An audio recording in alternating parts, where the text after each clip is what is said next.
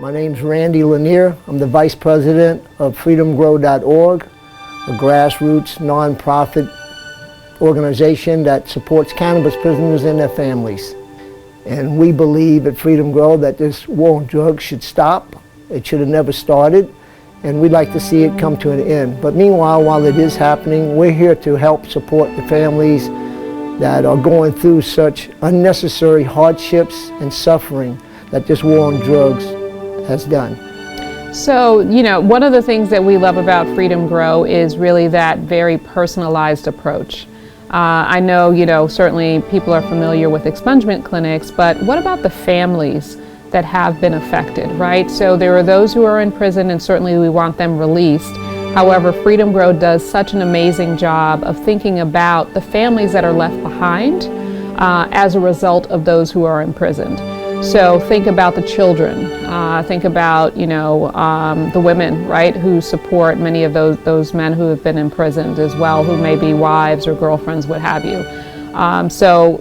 Again, we are happy to support and work with Freedom Grow because we know that it doesn't just affect the individual that's been incarcerated, but it does affect the families and the overall communities in which they live.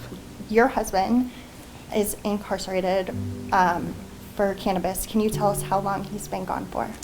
My husband has been incarcerated for 5 years. It's going on 6 years now. Can you tell us, so he's been gone for 5 years. How long was he sentenced to?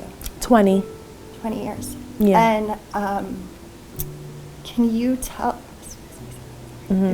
tell me what it's like knowing that people are making lots of money off of cannabis and your husband is currently incarcerated for the same thing? It's almost like a slap in the face, We have dispensaries everywhere. My kids, they know why their father's in prison, and then they see marijuana dispensaries on every corner. And it's like, why is he in prison? How come they're allowed to sell and he's not? And I'm like, well, your dad didn't have a license. And they're like, he's in jail for 20 years because he didn't have a license. And it's like so difficult to explain. So it is like a hard pill to swallow. I have 4 boys. My kids are going through life. This is the time when they need their dad the most. And it's already hard when you have to wait for a phone call once a day. But when that's never coming, and then one of my sons, he's 18, he's had my husband all his life. So he's coming into a man and he needs to talk to him and he can't, and it's so difficult.